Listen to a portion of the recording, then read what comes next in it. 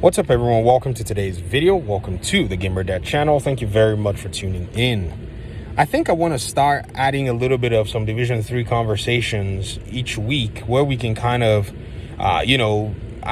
brainstorm, talk about, potentially things that we would prefer to see as that game comes out. Now, we do know, though, that if you look at the formula, a lot of the things that we've considered, some kind of a bunch of dross is basically a part of the system and how they develop the game. In fact, there have been theories of all kinds that sometimes developers would create a problem so that they can, bring a solution for, basically implementing another patch so that then the game becomes another grind fest or whatnot. Now, I don't know how certain or true that is. However, I've seen the developers take steps that many devs take when they're releasing new content in a game. This video today, we're going to be talking about the weapons and the weapon rework that we would love to see. Because if you actually look through the Division 2's history, you'll realize that, a lot of things were changed with regard to the weapons. So number one, we had some weapons that were from Division 1 tweaked, drastically by the Division 2. For example, the LVOAC. That was a fully assault weapon, and then the Division 2 is basically a rifle now.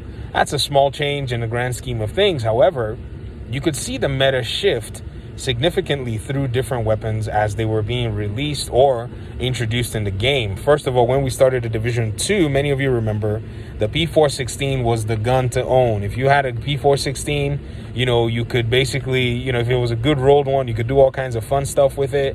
And then the meta eventually started to shift to, other weapons across the board. Assault rifles were pretty strong coming out the gate in Division 2, though, which was interesting because in Division 1, they were good. They were great. But SMGs, kind of held it down. However, we started to move into LMGs also being good. And we had that really fun LMG talent. Remember that LMG talent that... it wasn't an LMG talent. I think it was a talent that you had on another weapon of yours. And if you did a dive roll, it refilled a percentage of your magazine, and people were running the raids with these big magazine LMGs and dive rolling and basically getting a free reload. And the developers basically nerfed that talent. In fact, that talent, I think, is gone. It's no longer in the game. It was on a lullaby. Yeah, it was a lullaby talent. So those little things, we got to see them. And if you actually add up the accumulation of them, it just boils down to a poop show, ladies and gentlemen. There's just no other nice way to say it, because some of those nerfs were unnecessary. Some of those nerfs, they basically did not serve anything other than basically try to stifle a player base that seemed to have an advantage on contents that the developers made unnecessarily hard. So the grind game, is, in a sense, tied to the weapon and the weapon changes and how they basically factor things in. Then we move on to the most sought weapon at one point, the Eagle Bearer, of which the weapon was so powerful, the developers made it that way as a carrot on the stick, so everybody was chasing the darn thing. It then made its way into the Dark Zone, thereby rendering the Dark Zone almost unplayable for anybody who did not have an Eagle Bearer. And then eventually, that was just basically the developers' way to, pretty much get everybody into this raid. Just seemed like a well-concocted evil plan at the end of the day. When the Division 3 comes out, I would hate to see these kinds of things, implemented without an entire meta change or an entire overhaul. Because the whole nerfing one gun, because somebody doesn't like it, and that's basically what it is. Somebody didn't like it in PvP, so they nerfed it for everybody else. Because I guarantee you, and I always say this, enemy NPCs don't complain to the developers about getting toasted when it comes to the game. It's usually, players that get upset with this stuff and start to rail and ramble that some weapon is so hard hitting or whatever it is. That's usually, for the most part, I'm not saying this every time, that's usually where we get nerfs from. So these kinds of nerfs, I think, are quite infantile at the end of the day. And I think what could actually be the underlying solution, though, is if the developers took a very strong commitment to separating their PvP parameters and PvE parameters in a significant way that is influential in the whole game overall.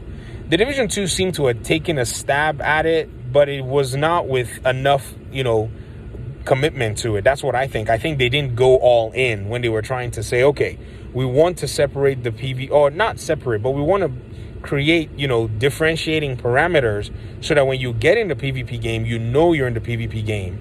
Instead, what they did was it was somewhat superficial, and the weapons were, crazy. The skills, they bled their way into the PvP. Now, to that, I can attest that, yes, that was insane, that a lot of these different skills like bleed and burn and all this other stuff, just stayed strong for the longest time in PvP.